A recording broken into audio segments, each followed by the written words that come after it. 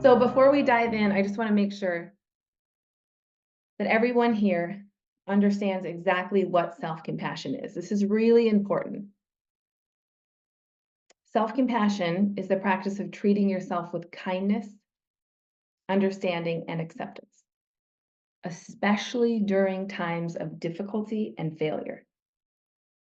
It involves acknowledging your own suffering without judgment and responding with warmth and care, just like you would treat a good friend or a loved one.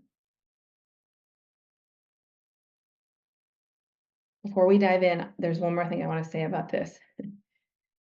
Most of the judgment and sort of the inner critical voice, most of those things, again, are happening below your conscious awareness. So self-awareness is insanely important right now when you're practicing this work, because if you cannot observe the shame, the inner critic, your suffering, you're not going to be able to acknowledge it, meet it with kindness, dissolve it, create this internal safety. Self-awareness is a superpower, and it's really, really important to practice, especially when it comes to self-compassion, because again, so many of you are not that bad. Wait till you start to observe a little bit more, because so much of who we are, the thoughts we have about ourselves, these self-limiting beliefs, shame, criticism, they're happening in the background. And we don't even know why we feel so beat down, so stressed out. When we start to observe, that's exactly when we learn why. Okay, Dr. Kristen Neff, leading self-compassion expert, researcher, guru. She says there are 3 components to self-compassion. It's really, really important. The first one is mindfulness. Mindfulness entails being able to observe and identify your pain. So this could be your inner critic, a presence of shame, difficult emotions. Similar to self-awareness, mindfulness is being able to have the awareness of what's happening and recognize when these negative emotions arise.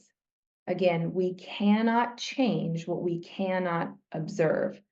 And mindfulness, a lot like self-awareness, is going to allow us to see why we have this perceived lack of safety, why we always feel like we're just on edge.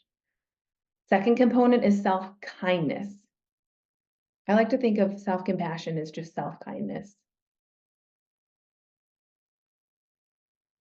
Self-kindness is just treating ourselves kindly, just like we would someone we love. The same stuff that we offer our loved ones, our friends. When we encounter emotional pain or shame, and we meet it with self-kindness, it starts to dissolve the pain.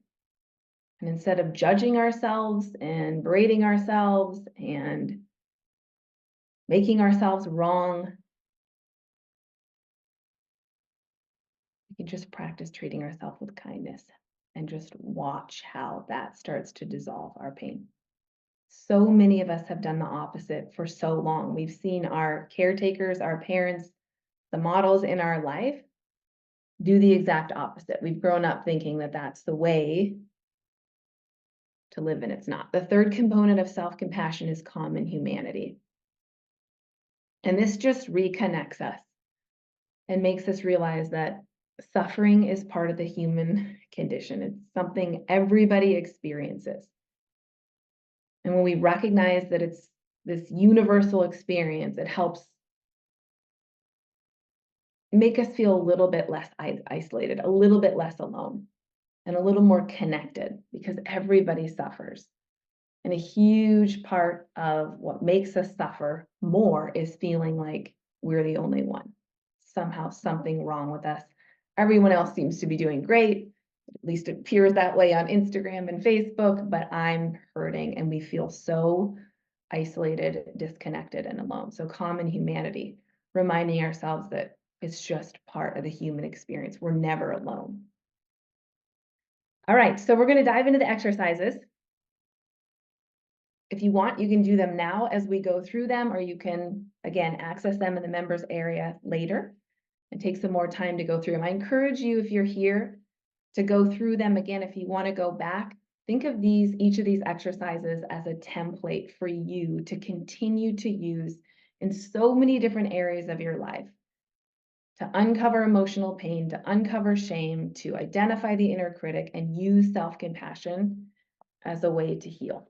Okay, so you can go through now. Again, if you miss something, don't worry about it. All the notes will be uploaded after the conversation. Okay, the first exercise we're going to do is we're using self-compassion to dissolve self-limiting beliefs. We all have self-limiting beliefs.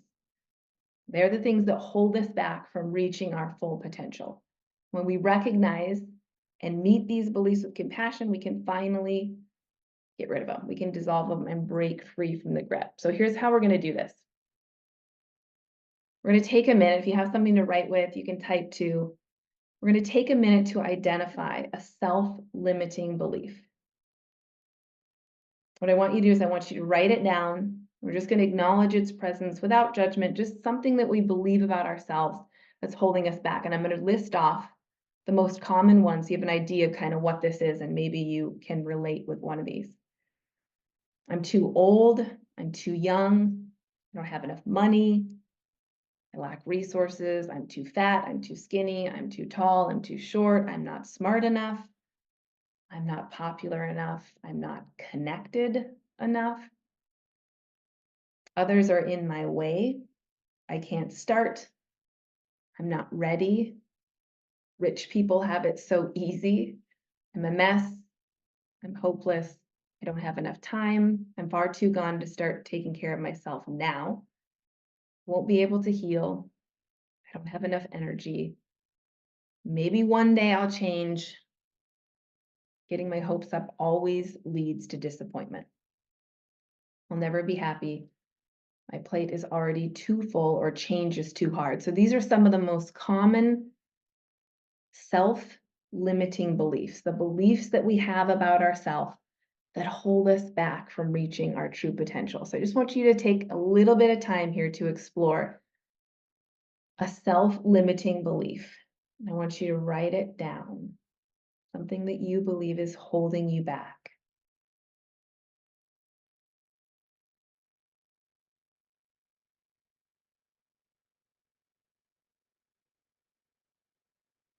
Again, what we cannot identify, we can't change. It's just buried in the unconscious mind, part of the program, causing the effect in our life that we don't like. So when we want to change the effect in our life, we have to look upstream. We have to go back and look at the beliefs, just like the limiting beliefs that we worked on during the first month in the inner circle. We have to go back and identify and dismantle those beliefs. Okay, so we've got this self-limiting belief. Now I want you to take a minute and just reflect on where you think this belief came from. Was it influenced by a past experience, maybe that happened in your childhood? Is it something somebody once told you and you believed it? Did something happen to you and then you believed it?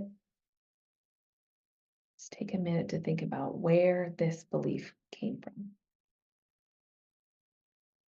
Sometimes when we can understand the roots, it can really help us understand why we believe what we do and why it has a hold of us.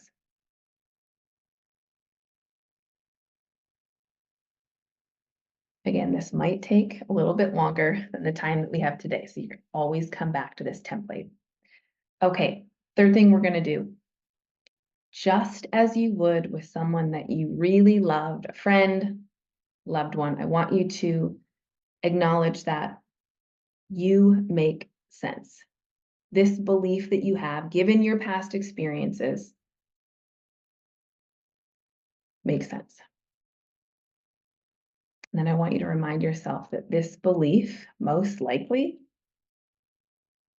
isn't true, but it is holding so much power over you because you believed it was. I want you to think of a self-affirming belief that counters the old belief. We can choose a statement that resonates with you and affirms your worth and your abilities and your potential. An example of this might be, even though I don't love what my body looks like right now, I can still treat myself with love and kindness. Or even though I don't feel like I'm worthy in my life, I don't deserve to heal, I don't deserve whatever it is, I don't feel worthy, I can still treat myself as though I am, because the way that I look doesn't define me. So we're replacing the self-limiting belief with an affirmation. We're going to save this affirmation and we're going to use it in our morning loving kindness meditation that we're about to learn here in just a second. We're going to repeat this affirmation at least 5 times every morning. When we repeat it and we say it, we're going to focus on extending that warmth and kindness and love that we so easily extend to our loved ones and so struggle to give to ourselves. What this practice does, a lot like the limiting beliefs exercise that we've done previously, is it installs this new belief into the subconscious mind. And we consistently practice self-compassion and affirming your worth can gradually dissolve these self-limiting beliefs, create a whole new mindset and one that's actually aligned with your health and your healing and your growth.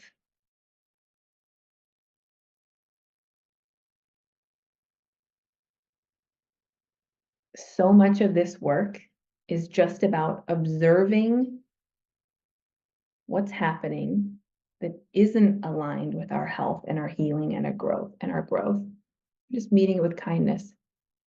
Our awareness of it is a huge part of what dissolves it.